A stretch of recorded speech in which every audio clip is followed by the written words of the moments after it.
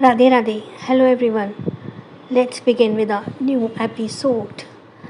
That is कहानी. अब तक में अधिराज जी ने कहा, नहीं, माही का धीरज शेखावत के साथ कोई रिश्ता नहीं है, पर माही का रणवीर के माँ बाप के कातिल के साथ रिश्ता है. अब तो राजवीर का दिमाग फटने को आ रहा था. उसने इरिटेट होते कहा, आप पहले क्यों बुझा रहे हैं दादाजी, साफ साफ क्यों नहीं कहते. अधिराज जी जैसे ही उस राज से पर्दा हटाने के लिए हिम्मत जुटा रहे थे, उनके चेहरे से अलग लग रहा था कि जैसे वे बहुत ही ज़्यादा परेशान हैं. राजवीर ने कहा, दादाजी बताइए, आप क्या कहना चाहते हैं.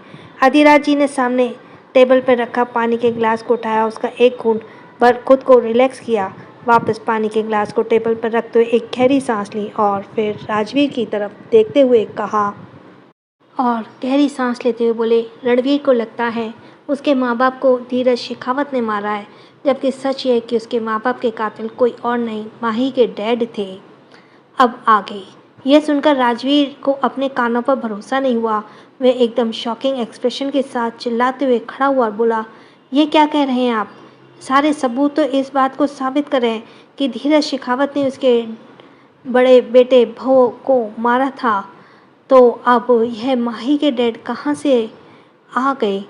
अधिराज जी ने बड़े ही शांत लहजे में कहा, बैठो राजवीर, ये कहानी बहुत बड़ी है. राजवीर वापस सोफे पर बैठ गया और अधिराज जी के आगे बोलने का इंतज़ार करने लगा.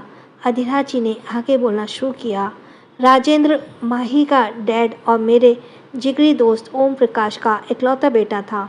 मैंने कभी उसे अपने बेटे से कम नहीं माना, लेकिन जैसे से वह बड़ा हुआ उसके अंदर पैसे और पावर की भूख बढ़ने लगी. उसे हमेशा ही अपने पिता से इसी बात की शिकायत रहती थी कि उन्होंने उसके लिए कभी कुछ नहीं किया. इस बात पर उसकी ओम प्रकाश से बहस भी होती रहती थी.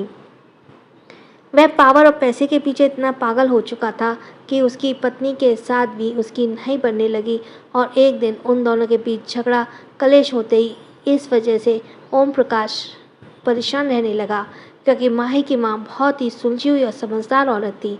वह हमेशा से राजेंद्र को गलत रास्ते से चलने को रोकती थी, जिस वजह से राजेंद्र ने ड्रिंक करना भी शुरू कर दिया था और कई बार वह ड्रिंक करके उसके साथ मारपीट भी करने लगा. इस वजह से ओम प्रकाश ने एक दिन मुझे बुलाया था ताकि मैं राजेंद्र को समझा सकूं. हालांकि मुझे पहले ही पता चल चुका था कि राजेंद्र किसी गलत लोगों की संगत में पड़ गया है और एक दिन राजेंद्र ने गुस्से में आकर माही की माँ को मार डाला. यह सुनकर राजवीर एकदम हैरान रह गए और माही इतनी मासूम है, उसके बाप इतना कभी भी हो सकता है कि उसने अपनी ही बच्ची से उसकी माँ का साया छीन लिया. उसे माही के लिए बुरा भी लग रहा था कि क्या होगा जब माही को अपने पिता का सच का पता चलेगा.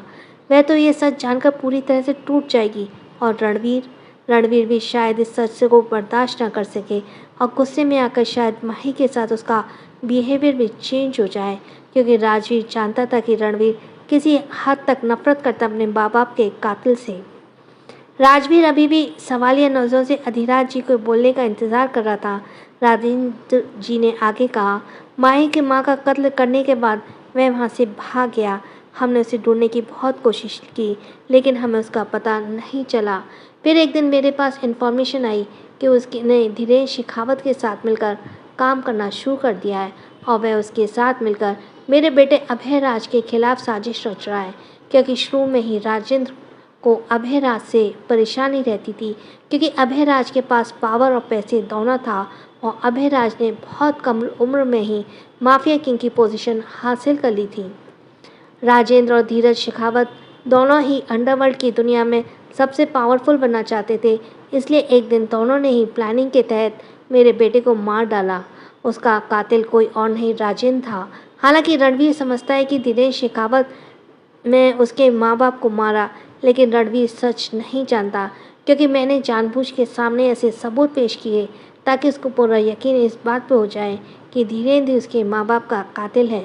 वह माही के डैड के बारे में कुछ नहीं जानता है, क्योंकि मैं जानता हूँ जिस दिन उसे यह पता चला कि माही उसके माँ बाप के कातिल की बेटी है, तो कहीं वह गुस्से में नफरत के चलते उसके साथ कुछ गलत ना कर दे. राजवीर का खुद का दिमाग घूम गया था इस बात को जानकर, क्योंकि कहीं ना कहीं उसे अब अधिराज जी की परेशानी समझ आ रही थी. उसने अधिराज जी से कहा, पर दादाजी ऐसा भी तो हो सकता है रणवीर ऐसा कुछ ना करे, क्योंकि रणवीर माही से प्यार करने लगा है।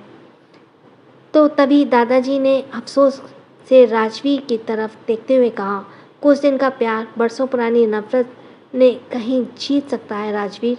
तुम जानते हो ना कि बचपन से ही रणवीर के दिल में अपने माँ बाप के कातिल को लेकर एक नफरत की आग जल रही है, और वह तब तक शांत नहीं होगी जब तक वह अपने माँ बाप के कातिल और उससे जुड़े हर इंसान को ख़त्म ना कर दे। और तुम रणवीर के गुस्से को जानते हो ना, उस वक्त वह कितना खतरनाक हो जाता है। उसे कंट्रोल करना अब मेरे बस की बात भी नहीं रही है। कौन थी वह बच्ची और कौन थी वह औरत जो अपनी बच्ची को बचाने के लिए चिल्ला रही थी? आज मैम का इतना ही है। Thanks for listening. आपसे एक बात करनी है कि डेविल मेरे यार में मेरा कॉपीराइट आ रहा है, तो उसको मैं दूसरे नाम से अपलोड करूँगी 2-3 दिन में, जिससे कि जो इनके राइटर हैं वो भी शांत हो जाएं और थोड़े मिसगाइड भी हो जाएं। मैं दूसरे नाम से एपिसोड अपलोड करूँगी। अगर आपको कोई नया नाम दिखता है तो समझ जाइए कि वे डेविल मेरा यार का है। Thanks for listening. छोटों को प्यार, बड़ों को सम्मान। राधे राधे।